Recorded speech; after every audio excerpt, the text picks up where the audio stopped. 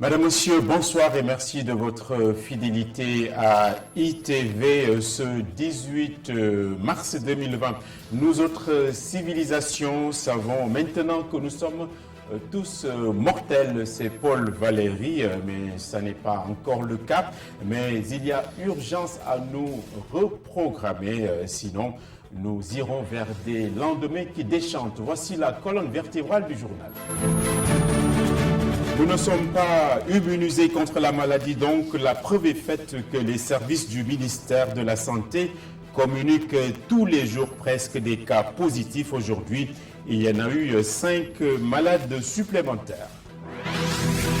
Le marché Tilène va être fermé et puis désinfecté. C'est une décision du maire de la Médina qui confesse que le manque à gagner est trop peu important face aux contingences.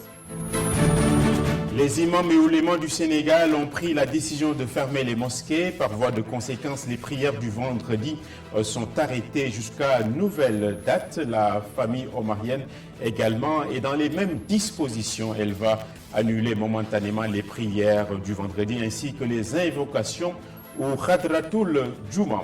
Et puis en fil... Les opérateurs aussi, c'est un autre titre, qui ont été appelés à soigner leur réseau. Nous y reviendrons dans un sujet de ce journal. Et puis en fil rouge, nous avons aussi comme invité le professeur Daoud Ndiaye, dont nous bénéficierons du microscope tout au long de ce journal. Le développement dans un petit moment.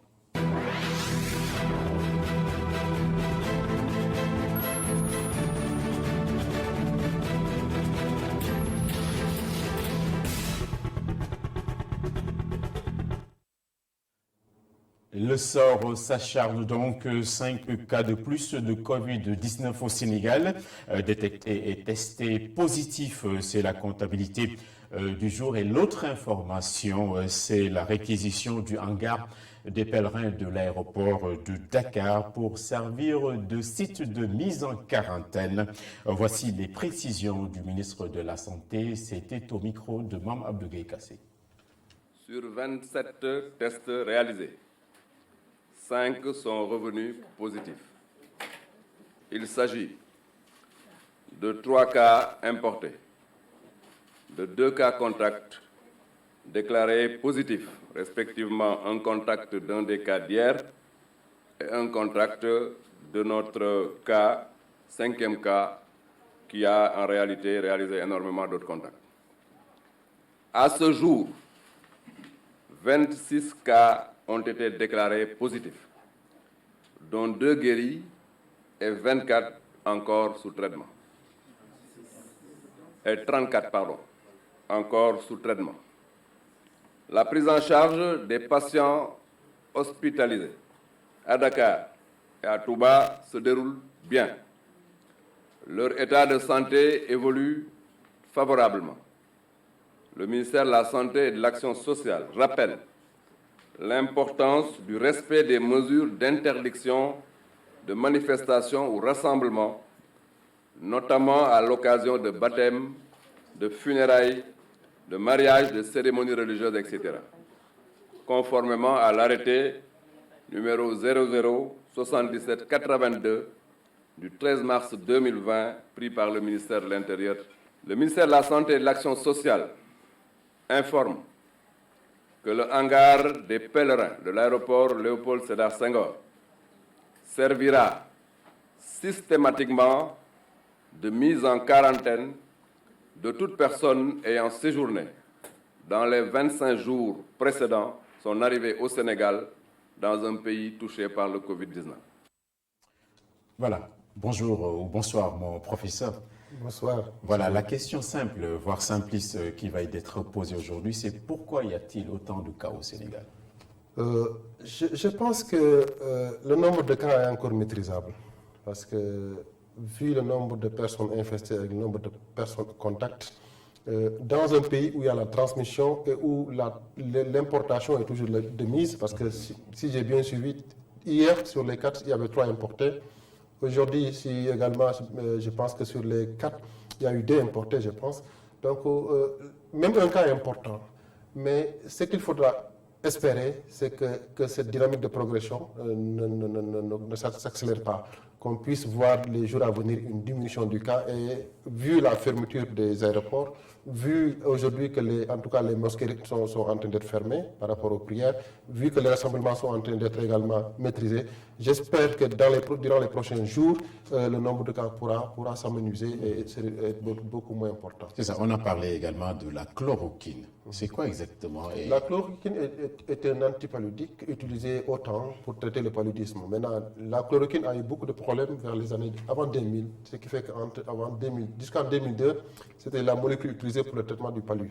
Mais il y a eu beaucoup de cas de résistance liés à cette molécule par une utilisation abusive des populations et qui a également à ce niveau commencé à être à l'origine de beaucoup de soucis. Et c'est pourquoi aujourd'hui, quand nous avons vu que la chloroquine a été mise sur la table, en tout cas par rapport au traitement sur le corona, ça nous a posé beaucoup de problèmes. D'abord parce que c'est un antipaludique, même si les molécules parfois n'ont pas de frontières. On a vu des antibactériens, notamment les cyclines, traiter des médicaments utilisés dans le traitement du paludisme. Mais toujours est-il qu'aujourd'hui, il n'y a aucune preuve scientifique en réalité prouvée à large échelle, scientifiquement et surtout homologuée par l'OMS pour dire que cette molécule peut être utilisée pour le traitement du coronavirus. Voilà. À la Médina, le maire a pris un arrêté fermant le marché Tilène et des rues adjacentes. On en profitera d'ailleurs pour désinfecter et réhabiliter cette place publique. Qu'est-ce que reportage? Comme tous les matins au marché Tilène, le marchandage bat son plein. Vendeurs et acheteurs sont loin de se douter qu'à partir de dimanche, leurs activités connaîtront un nouveau rythme. Pour lutter contre le coronavirus, la municipalité a pris la décision de fermer le marché tous les jours à 18h et ce jusqu'à nouvel ordre. La mesure ne nous arrange pas du tout parce que nous vendons de la salade et tout le monde sait qu'ici qu'au Sénégal, les gens viennent acheter vers 17h. Mais on va s'y conformer car c'est la maladie qui nous impose cette mesure. On ne peut que s'y conformer.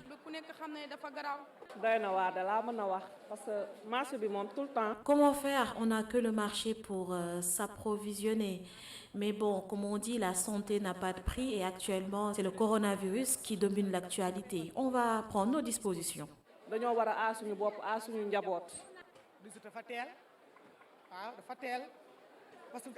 C'est l'heure quand même qui pose problème, 18h, on peut dire que c'est très tôt. Et moi, je pense que le marché est assez propre. Il peut ne pas être fermé à condition de désinfecter de temps à autre.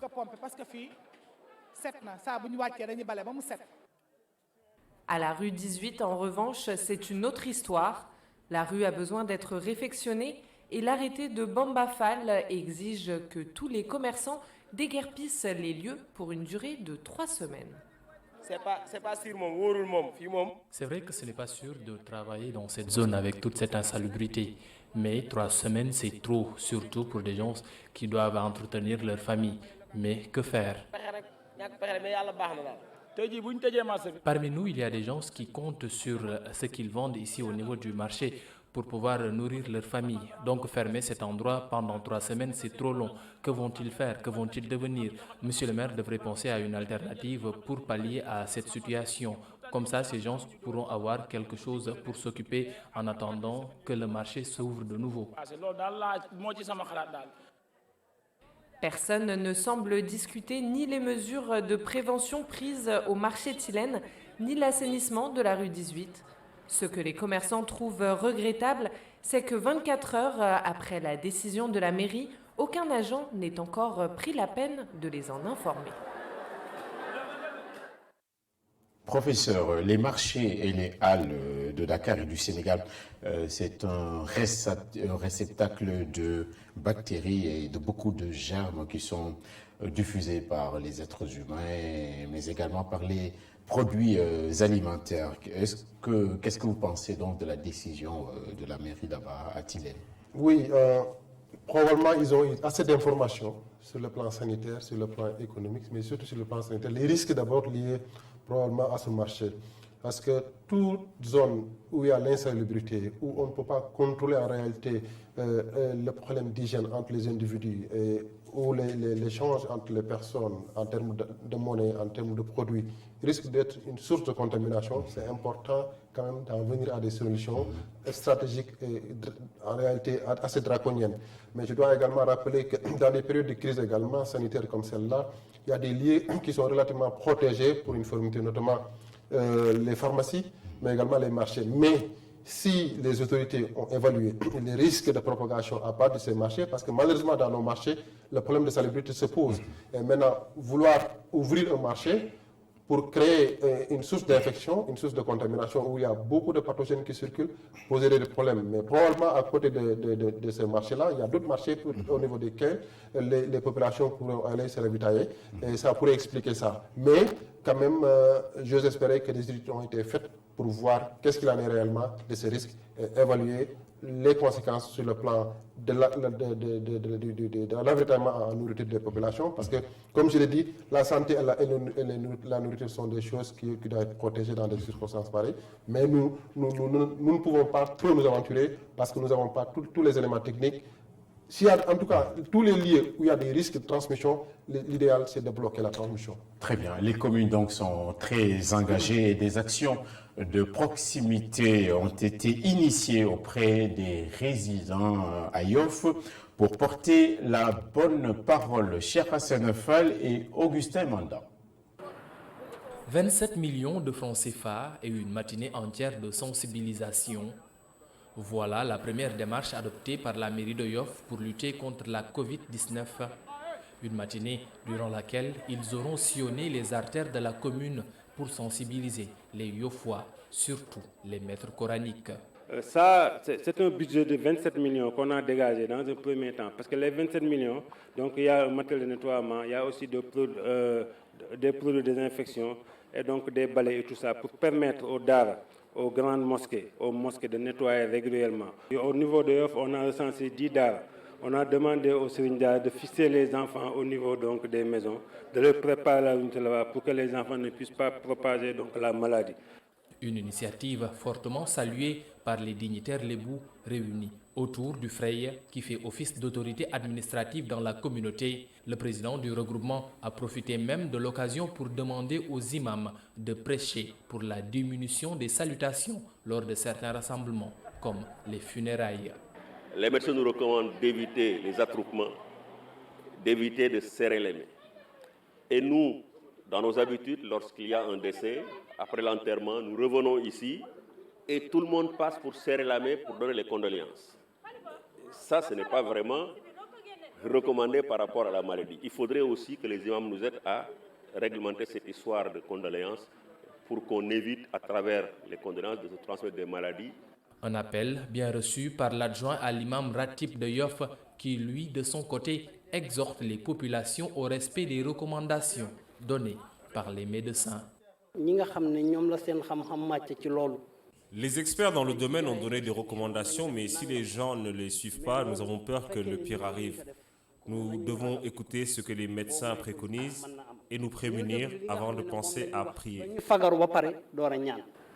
Les autorités de Yoff, en posant ce premier acte, montrent leur détermination pour freiner le chemin à la Covid-19, même si la mission n'est pas facile à accomplir face à certaines habitudes qui n'aident pas dans la lutte. Professeur, la sensibilisation, c'est un terme à la mode, c'est un élément central également. Il y a également la distribution des kits, mais ce qu'il faut dire, c'est qu'on ne peut pas faire tout cela n'importe comment. Je suis parfaitement d'accord, il faudra organiser toute cette procédure en termes de sensibilisation, mais également d'appui.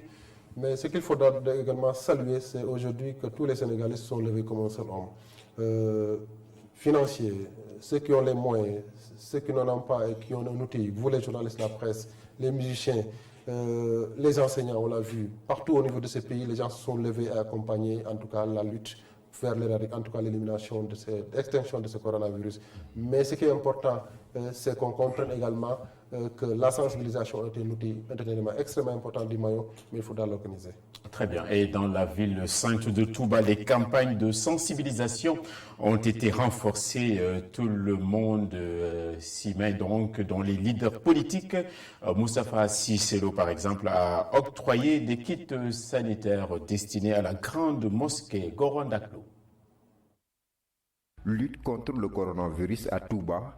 Les campagnes de sensibilisation se poursuivent, d'où la mise d'un important dispositif sanitaire au gestionnaire de la grande mosquée. L'honorable Moustapha Cissé Lo exprime son soutien et s'implique au combat. Touba nak di dëkku diine di dëkku Xaadimu Rasuul di dëkk boo xam ne mbooloo mu bëri ñoo fiy dugg te doo xam fu ñu jóge ndax yaakaar sëñ Touba.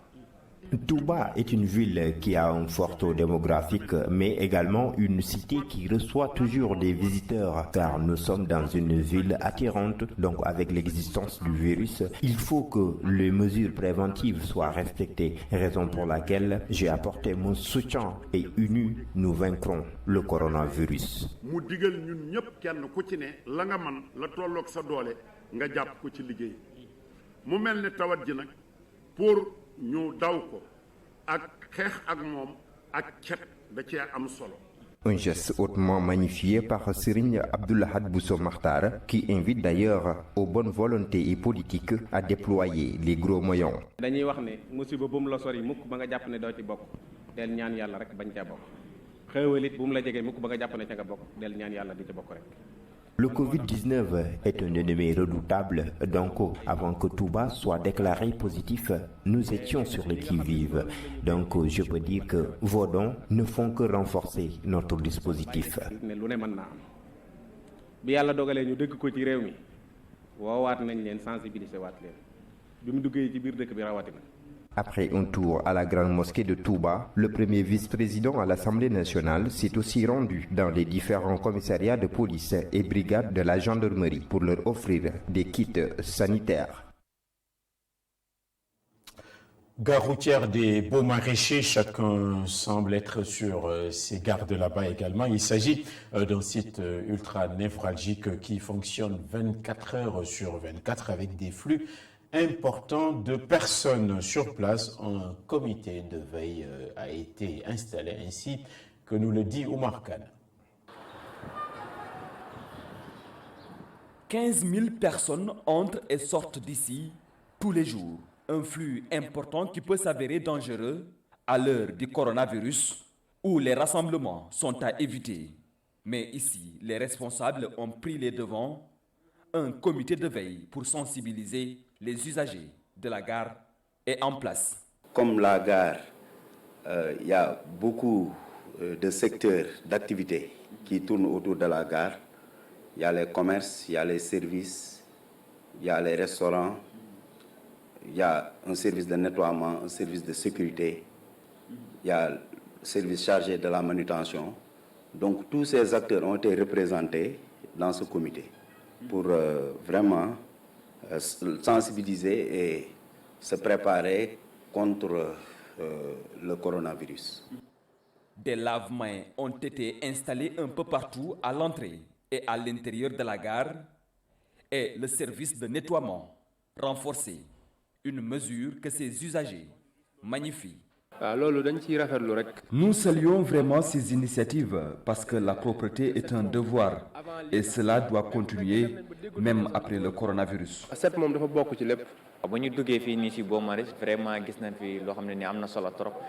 Lorsque nous sommes entrés dans la gare, nous avons remarqué qu'ils ont installé des lavabos et les gens les utilisent.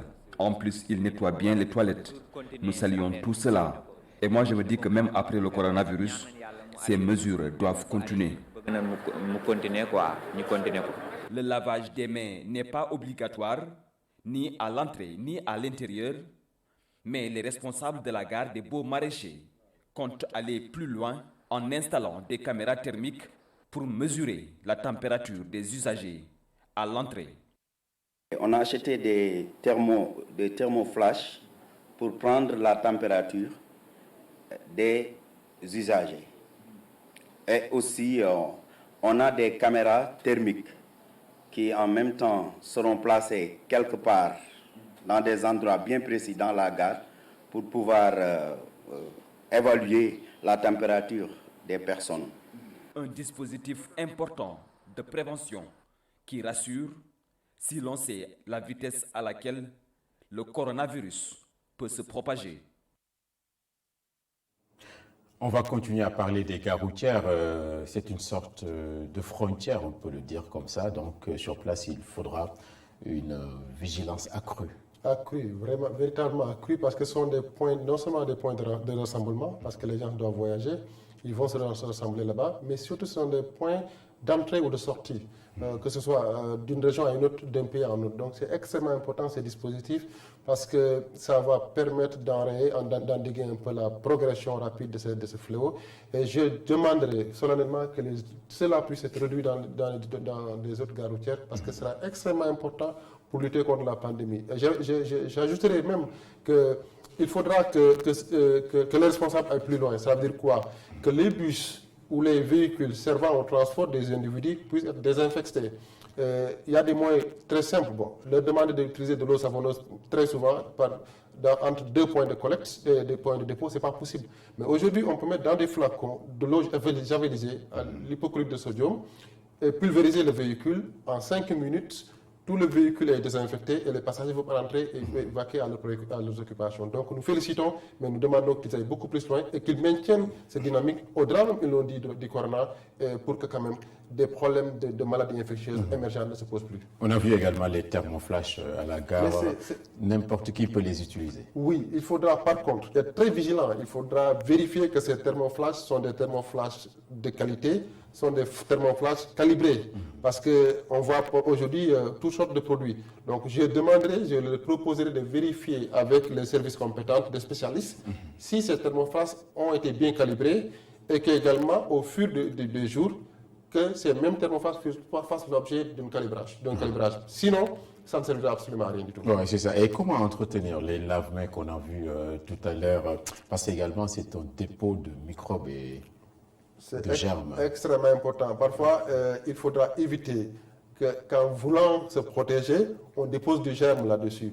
Donc, il faudra éventuellement, régulièrement, que ces lave-mains fassent l'objet d'une désinfection.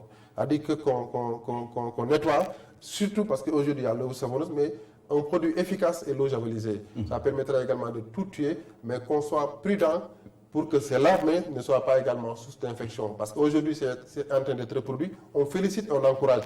Mais soyons très prudents, parce que certes, beaucoup ne le savent pas, même les poignées peuvent être à l'origine de sources de contamination. Donc, bien laver les poignées, bien les désinfecter. Et même le contenu doit être désinfecté comme le flacon pour éviter quand même qu'il y ait source de contamination à partir de ces points de nettoiement. Et en bref, et en 2 mots, dans un communiqué aujourd'hui, les imams et oulémas du Sénégal, après de larges concertations, ont informé avoir pris des mesures conservatoires s'agissant des prières du vendredi et des rituels y afférents. C'est ainsi que toutes les mosquées seront fermées pour l'occasion. Les fidèles sont appelés donc à prier à domicile jusqu'à nouvelle date. Après concertation également avec l'imam de la mosquée omarienne, le khalife Thierno Madani Tall a décidé de la suspension de la prière du vendredi ainsi que le Hadratul Juma jusqu'à nouvel ordre. C'est aussi là une décision majeure qui a été prise. Les offices chrétiens ont été annulés hier par le clergé catholique à Guédiawaye. Les chrétiens donc ont sagement accueilli cette mesure et prêchent pour le respect des règles qui ont été édictées. Mamadou Lamine Fati. Le respect, la foi et la sécurité en premier lieu. L'interdiction des messes et chemins de croix, bien accueillis par les fidèles catholiques. On le prend avec philosophie, voilà. On met en avant notre foi parce qu'on peut prier partout. Dieu est partout. D'ailleurs, on nous demande quand vous voulez prier, allez dans un lieu isolé, voilà, priez Dieu. La prière pour moi, c'est vrai que la messe dominicale, c'est une messe bon, c'est pour tous les fidèles. Eucharistie bi moom nañu manqué voilà, mais on le prend avec philosophie. Et on met en avant notre foi aussi, c'est important. Ce fidèle n'est pas du tout en phase avec l'interdiction, mais pour des raisons de foi et d'intérêt collectif, il accepte la décision. C'est évident que le chrétien catholique n'a pas une plus grande prière que la messe. Le sommet de la prière chrétienne, c'est la messe. Donc si on l'interdit, c'est en somme nous priver, voilà, de ce qu'on a. D'autant plus on dit que le jour du Seigneur, c'est le dimanche. Donc si on nous l'interdit, c'est comme un peu si on nous interdisait, on nous privait d'une partie de notre... Voilà. Je crois que si les évêques ont pris cette décision, c'est pour l'intérêt de tous. Moi qui suis chrétien, je viens à l'église. Je suis contaminé à l'église, par exemple. Je sors, je le transmets à quelqu'un qui n'est même pas un chrétien, donc c'est un musulman ou bien c'est une autre personne qui est de confession différente. En tout cas, on l'a interdit, c'est pour le bien de tous. Une décision responsable, c'est ce qu'a qualifié cette personne du choix de l'Église de suspendre les rassemblements. Pour moi, ce n'est pas une interdiction, mais c'est une suspension provisoire de nos activités religieuses et regroupements religieux. Donc, moi je dis qu'il n'y a pas une mesure plus responsable que celle que nos évêques ont prise, parce qu'il faut faire la différence entre une épidémie et une pandémie. Donc en ce moment, nous sommes dans une situation très critique et je pense que c'est une bonne mesure dans une dimension spirituelle. Moi je crois que les fidèles n'ont pas vraiment eu de problème à accepter cette mesure. La décision de l'Église d'interdire les messes, les chemins de croix, a été bien accueillie par les fidèles catholiques de Guédiawaye, qui invitent les chrétiens à respecter les mesures d'hygiène. Professeur, le Sénégal, c'est un pays, en fait c'est l'œcuménisme, c'est également un pays de grands croyants. Est-ce qu'on peut mettre la foi en veilleuse en période de Covid-19 ou bien il s'agit simplement d'éviter les attroupements et les rassemblements? Vous savez que les guides religieux comme les autorités religieuses de notre pays sont les premiers patriotes, qui sont les premiers défenseurs de la communauté. Donc s'ils prennent une décision aussi importante, c'est parce qu'ils ont, en tout cas, ils ont compris la situation. La situation est très difficile et je pense que la santé est au début et à la fin de toute chose, sur une base de la religion. Donc c'est d'abord quelque chose vraiment à saluer. Au-delà des prières, ils ont pris cette décision parce qu'effectivement, tout rassemblement peut être à risque. Et il est parfois difficile de pouvoir contrôler les personnes qui entrent. Vous avez vu tout à l'heure avec les gares ou dans les aéroports, on utilise des thermoflash, on fait le lavage des mains. Parfois les moyens ne suffisent pas, ou bien parfois il y en a qu'on ne peut pas contrôler. Et donc ils veulent éviter que les lieux de culte soient des lieux quand même de sources d'infection. Pour un temps, je pense qu'ils l'ont bien précisé, c'est une suspension pour un temps donné, le temps de contenir cette pandémie et de pouvoir revenir. Mais il est également à rappeler que ça n'empêche pas que les prières se fassent à la maison.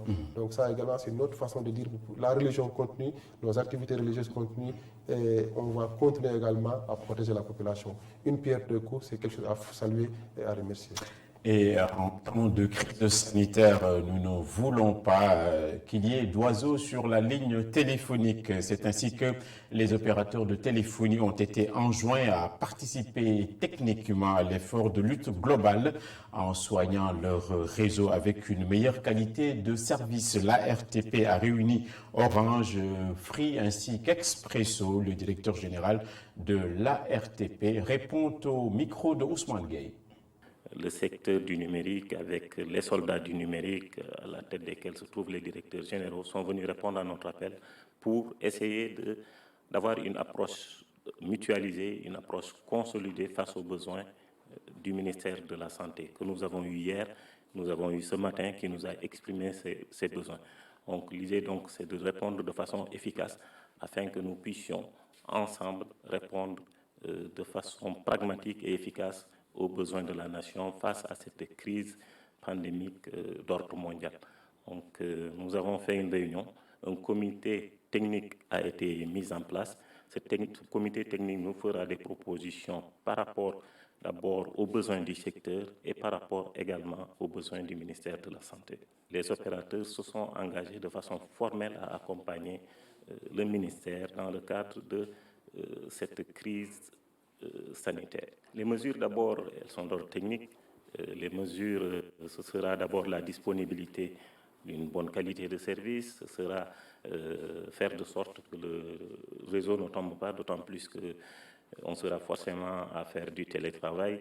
Les mesures, c'est faire de sorte également que ceux qui veulent travailler de chez eux puissent avoir une bonne connexion Internet. Sur le plan technique, c'est cela. Et puis sur le plan accompagnement du ministère de la Santé. C'est donc le branle-bas de combat tout à fait. Quelques 200 experts médicaux et des agents de la douane donc, ont profité d'une séance de vidéoconférence aujourd'hui qui a été axée naturellement sur la lutte contre Covid-19. Moustapha Gabar Diop et Mafalfal. Facteurs de risque, stratégie de confinement ou traitement de la maladie. La Chine met ses expériences sur l'épidémie de la Covid-19 à la disposition des professionnels africains de la santé, convaincus que cela pourrait contribuer à de meilleures stratégies de riposte. Ces éclaircissements, notamment sur la durée d'incubation de la maladie et les cas asymptomatiques, pourraient être décisifs dans les semaines à venir. Aujourd'hui, à ce jour, il y a juste un seul patient dans le monde qui a eu à développer la maladie au-delà de 14 jours. Et donc, cela nous conforte dans la stratégie, effectivement, de développer toute notre argumentation autour des 14 jours. Mais également sur les cas asymptomatiques, parce que quand même, il est noté certains patients, mais qui sont des contacts de cas suspects qu'on teste, qui ne présentent pas de signes évidents et qui, lors du diagnostic de laboratoire, nous voyons qu'ils sont positifs. Et donc, ces patients sont effectivement systématiquement mis en quarantaine et nous les suivons jusqu'au terme de leur quarantaine pour les tester. Et je pense que nous avons adopté cette stratégie ici au Sénégal, de tester ces personnes asymptomatiques jusqu'à la fin. Donc, à l'heure actuelle, il n'existe pas encore de vaccin, même si les experts chinois pensent être sur la bonne voie en termes de traitement. Des traitements intéressants qu'ils ont partagés par l'usage de la chloroquine, parce qu'on savait déjà que sur le plan laboratoire in vivo, la chloroquine avait un effet par rapport à un effet sur le virus. Aujourd'hui, eux-mêmes, ils l'utilisent dans le cadre de la prise en charge de leurs patients au niveau de la Chine. Et ça aide apparemment à diminuer le délai d'hospitalisation, en tout cas la durée de prise en charge. Et donc, je pense que c'est quelque chose que nous allons pouvoir étudier avec nos collègues infectiologues et aussi étudier un peu la mesure, comment on pourrait vraiment intégrer cette chloroquine aussi dans la prise en charge de nos patients. La Chine va fournir du matériel médical au Sénégal dans les plus brefs délais. Et des compagnies chinoises aident actuellement à transformer l'extension de l'hôpital pour enfants de Diamniadio en centre de confinement. On a appris donc que la Chine qui va envoyer donc quelques 100 000 masques professeurs, 1000 combinaisons de protection et 20 000 kits de tests. C'est un arsenal important. Comment est-ce que vous vous expliquez aujourd'hui la résilience de la Chine ? Mais d'abord, se féliciter d'une telle stratégie, initiative, parce qu'on n'attendait pas moins de la Chine, parce qu'ils ont vécu la pandémie à haut niveau, à large échelle, et ils ont vécu une chose sur le plan scientifique, sur le plan médical, qui ferait en tout cas office de science aujourd'hui par rapport au corona, et qu'ils ont aujourd'hui à partager au monde scientifique. Donc on doit vraiment se féliciter d'une telle initiative, et pour dire aujourd'hui que le monde est uni aujourd'hui comme un seul homme, scientifique, en tout cas médicaux, spécialistes en médecine, tous pour partager leur expérience. Parce que ce qu'ils ont eu comme information, ce qu'ils ont vu en matière d'épidémie, ce qu'ils ont vu en matière de prise en charge, ce qu'ils ont expérimenté pour le moment, sont des choses à partager jusqu'à ce qu'on puisse arriver à des conclusions scientifiques de haut niveau, de haute facture, publiées dans les plus grandes revues et homologuées par l'OMS. Mais pour le moment, leur expérience doit servir à l'Afrique, doit servir au monde. Et c'est ce qu'ils sont en train de faire, au-delà même de l'appui sur le plan logistique. Donc on salue cela, comme on l'a salué également avec les autres partenaires. N'oublions pas que la Chine n'est pas le seul aujourd'hui partenaire du Sénégal. Il y a d'autres partenaires techniques qui sont là, mais ça c'est à saluer parce qu'ils ont voulu partager leur expérience. Les écoles sénégalaises sont fermées, mais certains établissements ont trouvé rapidement la parade par des cours en ligne. Mortala Anne et Moussa Fall. Une classe vide avec un professeur devant son ordinateur pour dispenser ses cours en ligne. Le programme sénégalais pour l'entrepreneuriat des jeunes a initié ce concept de live streaming dans l'objectif de répondre aux recommandations de l'État d'éviter les rassemblements pour rompre la chaîne de contamination du coronavirus. Les avantages sont multiples. Les avantages sont multiples. D'abord, le recrutement. On ne recrute pas que des étudiants, on recrute des professionnels. Et cette souplesse de pouvoir se connecter à distance est réellement un atout majeur. Mais aujourd'hui, si l'on prend le cas du coronavirus, où tous les cours ont été suspendus, nous nous conformons aux instructions du chef de l'État. Les cours en présentiel ont été suspendus. En revanche, les cours en distanciel se déroulent. Ça veut dire quoi? Ça veut dire que l'enseignant est dans la salle, en huis clos, déroule son cours. Les lauréats peuvent regarder, suivre le cours à distance. Une chose qui vient en son heure et qui permettra aux étudiants de pouvoir faire leurs cours à distance. Pas impacté du tout. On n'est pas impacté du tout parce que nous faisons tout ce que nous avons à faire. Nous déroulons le programme dans son intégralité. Le quantum horaire est respecté. Nous allons vers les évaluations. Des mesures d'accompagnement qu'on a mises en place depuis le début, donc depuis 5 ans, pour justement aider nos lauréats à se connecter à notre plateforme. Et pour ça, nous avons bénéficié de l'accompagnement d'un partenaire stratégique. Mais il faut dire aussi qu'avec les coûts de connexion actuellement au Sénégal, qui ont baissé de manière très significative ces derniers temps. Avec une régie bien équipée pour permettre aux étudiants de bien faire leurs cours en ligne et de rester actifs. Et avant d'en finir avec l'invité en monde international en France, selon le ministre de l'économie là-bas, Bruno Le Maire, le pays va plonger dans la récession et des nationalisations sont prévues pour les grandes entreprises en danger. Donc en France, le ministre de l'économie annonce que le pays va plonger dans la récession économique. La Chine a envoyé 1 million de masques médicaux à la France pour contenir le coronavirus. Elle en avait fait de même avec l'Italie en envoyant un avion et une équipe de médecins. Enfin, malgré le diktat de Covid-19 qui impose le calendrier, les primaires démocrates aux États-Unis se poursuivent et Joe Biden est tout près du but avec ses dernières victoires glanées en Floride, dans l'Illinois et dans l'Arizona. Toute dernière question qu'on va adresser au professeur avant de prendre congé. Peut-on donc vivre dans un monde aseptisé, sans microbes? Est-ce possible? Non, parce que les microbes font partie de notre vie. Il y a ce qu'on appelle le microbiome. Il y a le microbiome cutané sur la peau, il y a le microbiome intestinal dont le rôle aujourd'hui intervient dans la protection de l'homme. Et donc, les microbes jouent beaucoup de rôle sur le plan de l'environnement, donc font partie de l'écosystème normal. C'est vrai que maintenant, il y a des microbes dangereux, mais il y a également des microbes qui sont là pour lutter contre les microbes dangereux. Donc, ça fait partie de notre vie. Et c'est pourquoi aujourd'hui, quand vous voyez entre l'Europe et l'Afrique, entre l'Afrique en tout cas et les autres pays occidentaux, la différence c'est qu'ici nous vivons avec pas mal de microbes. Donc on est très tôt très immunisé contre pas mal de microbes nouveaux qui allaient venir et qui viendront dans le temps. Donc on ne peut pas vivre avec un monde sans microbes, mais on va faire en sorte de limiter les microbes qui auraient été à l'origine de problèmes humains, notamment de maladies infectieuses. Et toute dernière question. Aujourd'hui, il y a eu une polémique. C'est le monopole de l'Institut Pasteur sur les tests, etc. Ça veut dire que, est-ce qu'il y aurait d'autres laboratoires qui peuvent faire le même travail que tout à fait. Bon, c'est vrai qu'ils ont eu l'agrément avec le ministère, mais par exemple, il y a beaucoup de labos au Sénégal, notamment à l'université, il y en a également à Diamniadio, qui ont le plateau, qui ont l'expertise. Mon labo en fait partie. Donc le jour où, en tout cas, la demande sera requise, sera là, on réglera beaucoup de problèmes. Mais bon, en tout cas, le Sénégal est très bien équipé sur le plan technique, en termes de plan technique en matière de recherche, mais également en matière de diagnostic en biomédical. Merci infiniment, professeur, de nous avoir tenu compagnie dans cette édition qui est à présent terminée. Nous vous remercions également avec la même chaleur. Bonsoir et à demain.